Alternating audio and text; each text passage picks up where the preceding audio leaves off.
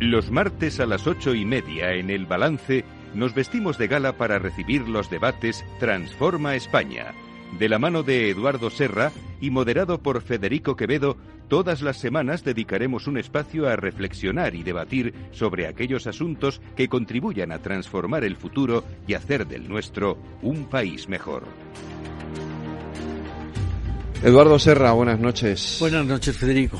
Último programa de esta temporada de los debates Sí, Transforma España. Luego hablaremos un poco de eso, pero antes, déjame que salude. Reyes Escolano, muy buenas noches. Buenas noches, Federico, Eduardo. Reyes, buenas noches, Reyes. Es la directora de la Fundación, Eduardo es el presidente de la Fundación, ya los conocen ustedes a los dos, nos han estado acompañando durante todo este año y los anteriores también. Sí. Pero vamos a hablar de algo que va a pasar mañana, porque con la presencia de la reina emérita, de la reina Sofía, se entregan los premios al valor añadido, Eduardo, ¿no es así? Exacto, sí. Prácticamente terminamos el curso que con un homenaje a los premiados, al que por otra vez lo preside la reina doña Sofía, por lo cual estamos doblemente agradecidos. Reyes, montar esto no es fácil, ¿no? A montar esto, la verdad es que es más lío de lo que parece, pero es también más bonito de lo que nadie se puede imaginar. Es de esas cosas bonitas que haces en la vida, ¿sabes? Efectivamente. Sí, porque de alguna manera el premiar a otros por algo que no les ha retribuido en principio dinero, sino que lo han hecho por el bien común, pues da una especial satisfacción, ¿no? Lo han dicho todos los sabios, los filósofos desde el principio han dicho que es mejor dar que recibir, ¿no? Y entonces aquí dar unos premios, aunque económicamente no son modestos, pues da una enorme satisfacción, como dice Reyes. Vamos por partes. ¿Qué son los premios valor añadido? Vamos a ver. Los premios son... la Fundación parte de la base de que España, desde la transición a esta parte, ha sido uno de los países que mejor lo han hecho en el planeta. No solo porque ha devuelto la libertad a la gente, no solo por la prosperidad, no solo por insertar a nuestro país en el mundo internacional, sino que España ha sido una referencia para todos los países. Ahora llevamos unos años, no digo cuántos, pero unos años donde no nos ha ido tan bien. Nos estamos separando de la renta media europea, contamos menos en el mundo. Entonces, de la Fundación, y esa es su razón de ser, vamos a volver a dar un empujón porque podemos volver a dar una lección al mundo, con toda modestia, pero una lección al mundo. Lo que decimos ser un país de referencia o ser un país mejor. Y esto lo queremos hacer desde la sociedad civil. Está muy bien que el Estado, el gobierno, actúe para el bien común, solo faltaría. Pero también la sociedad civil debe no solo procurarse su bienestar material, sino hacer cosas que ayudan a la sociedad. Más en nuestro caso, que es una sociedad excesivamente metalizada, donde se llega a decir, tanto tienes, tanto vales. Pues mire usted, hay gente que hace una labor, un trabajo extraordinariamente importante y que no encuentran recompensa material en ello. Los médicos, los maestros de escuela, los sacerdotes y las monjas, mucha gente que se sacrifica no buscando un beneficio particular. Y entonces nos parece que eso hay que premiarlo. Y esa es la razón de ser de los premios, premiar desde la sociedad civil a gente que se lo merece y que no encuentra la recompensa. Me gusta citar el caso de un trapero alemán que iba con su carro y su mula. Iba recogiendo la basura que tiraban los vecinos, pero se cuidaba de los juguetes rotos que los niños o sus padres los tiraban. Y él tenía bien arreglar los juguetes, recomponerlos y darlos a una institución de beneficencia. Y el gobierno alemán le condecoró. Y me parece un ejemplo que desde un escalón extraordinariamente modesto de la sociedad civil, él gastara su tiempo no en algo que le producía beneficio a él, sino en algo que daba satisfacción a la sociedad. Bueno, pues modestamente intentamos hacer algo así, ¿no? Y luego estamos intentando basarlo. Llevamos ya unos años basándonos en el talento en todas sus manifestaciones. He repetido aquí muchas veces que la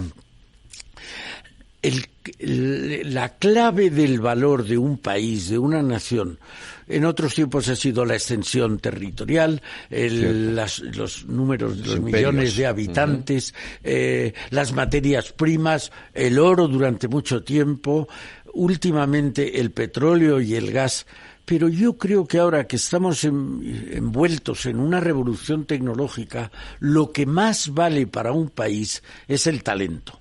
Por tanto, estamos haciendo todo lo que podemos por beneficiar el recoger talento, formar el talento, aumentar talento, remunerar el talento, para que no un talento solo, hay 1000 clases de talentos, que esos 1000 talentos se junten, colaboren entre ellos, y eso es lo que va a dar a nuestros hijos y a nuestros nietos la mayor garantía de una vida en paz y en prosperidad.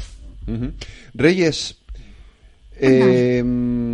si tuviéramos que empezar por explicar, deberíamos empezar por explicar quién otorga los premios y cómo se otorgan. O sea, quién toma la decisión de a quién se premia.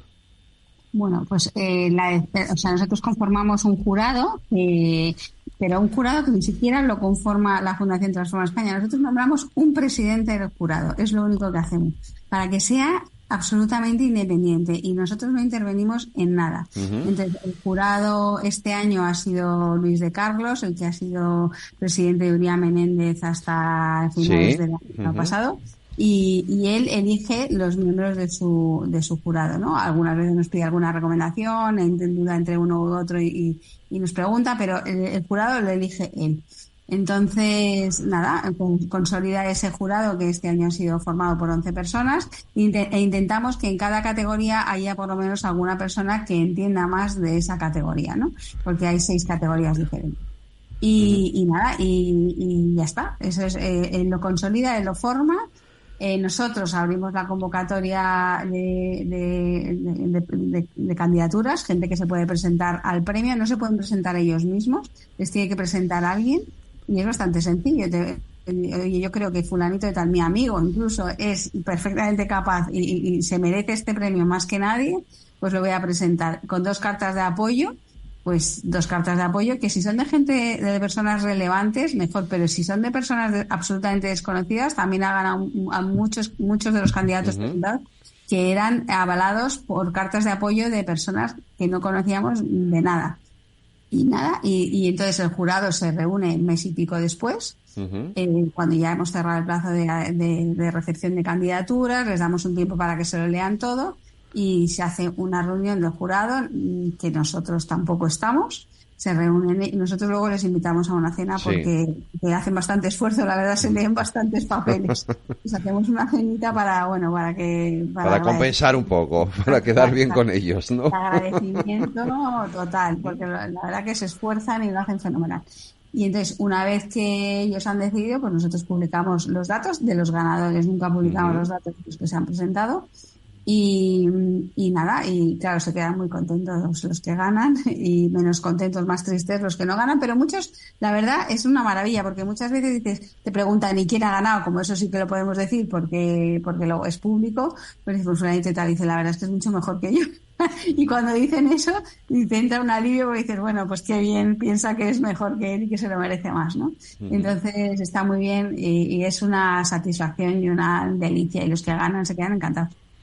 Eduardo, porque luego, claro, o sea, te decías antes, cada premio lleva una dotación económica que no es una porque tampoco la fundación... No podríamos hacer los premios si no fuera por el apoyo del BBVA. Del BBVA, de la Fundación BBVA y de BBVA Research. Vale. Los tres nos ayudan hasta tal punto que si no, como digo, no los podríamos dar. Claro.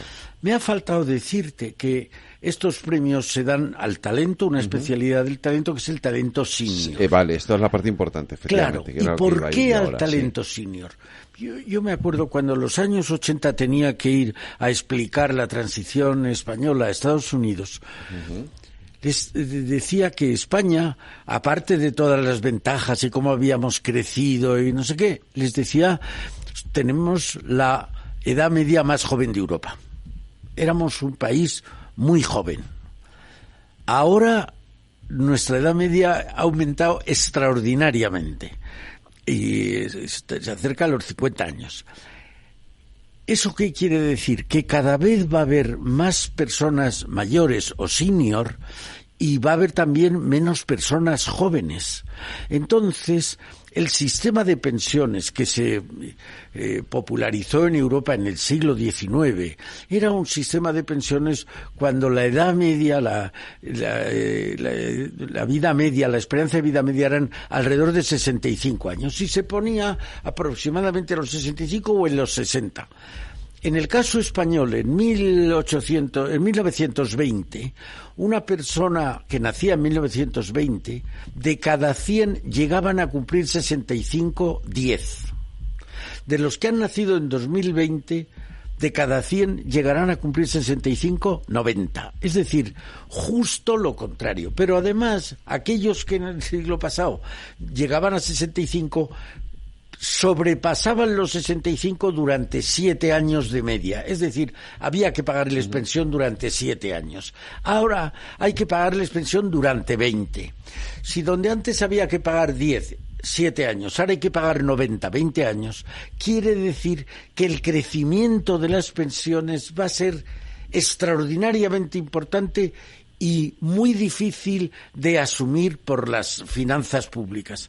Entonces, estamos animando, y lo hemos dicho en todos los buenos tonos, al gobierno a que extienda la edad de jubilación.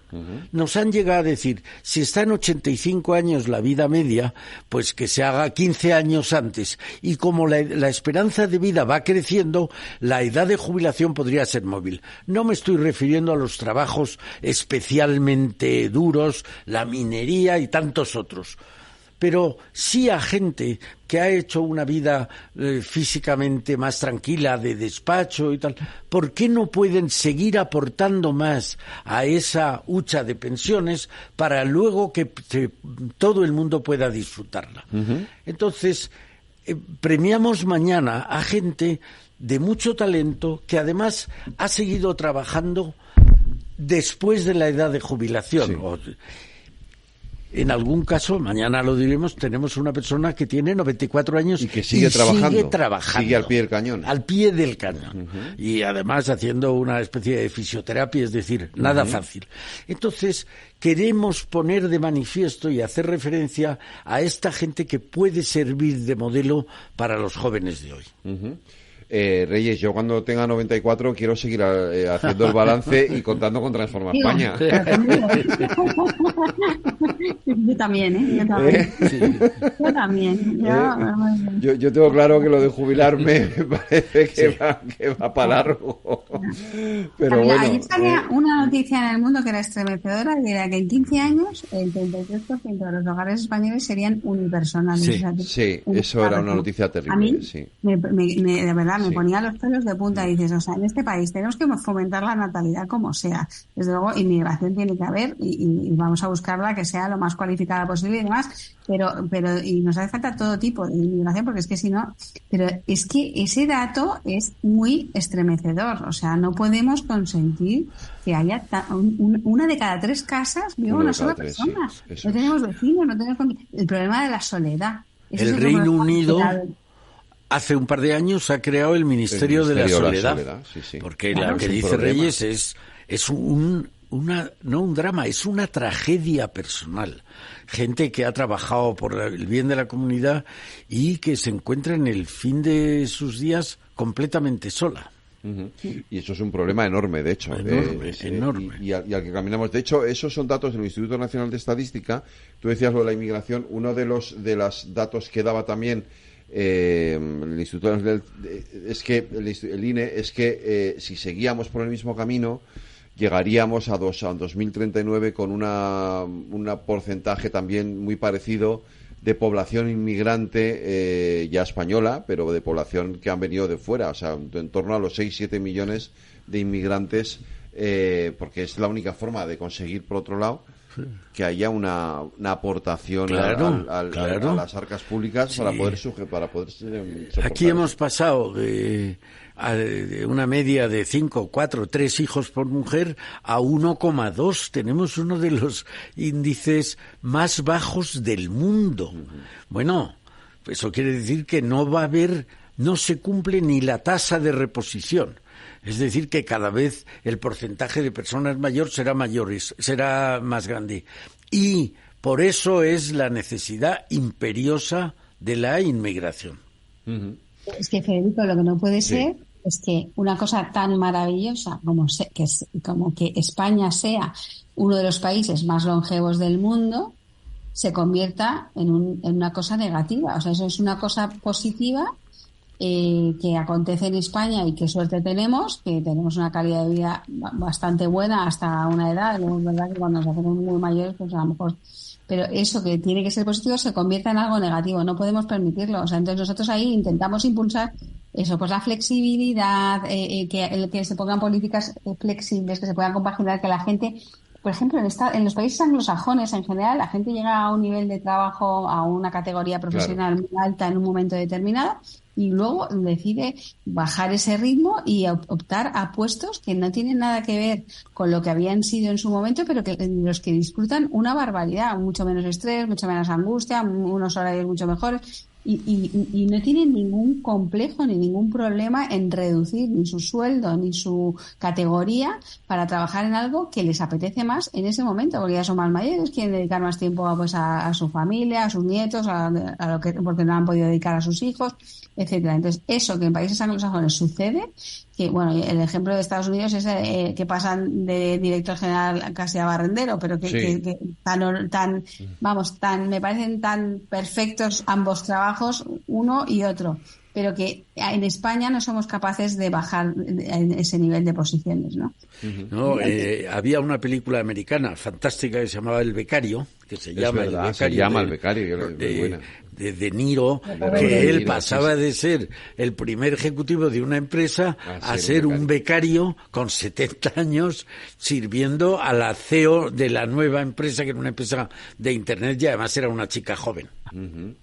Pero o sea, acaba siendo el aportando. Acaba siendo, porque era un hombre de mucho talento y acaba haciéndose imprescindible y que todos en la empresa le quisieran, ¿no? Claro, efectivamente. Pero para eso necesitamos, y lo hemos pedido al gobierno y yo creo que tienen que aceptarlo antes o después, que es compatibilizar el empleo, que no sea todo el tiempo, con la pensión. Es decir, tú tienes a una persona que es un jubilado y gana 1.000 euros al mes de pensión. Y a lo mejor le ofrecen un trabajo a tiempo parcial que él le gustaría, porque a todos nos gusta sentirnos útiles, y le pagan 500. Sí, y entonces es incompatible. Y entonces no puede trabajar queriendo trabajar. Y lo que les decimos es, rebaje usted un poco la pensión, se ahorra dinero público que no lo va a ver para pagar pensiones, y por otro lado él gana más dinero ya que trabaja.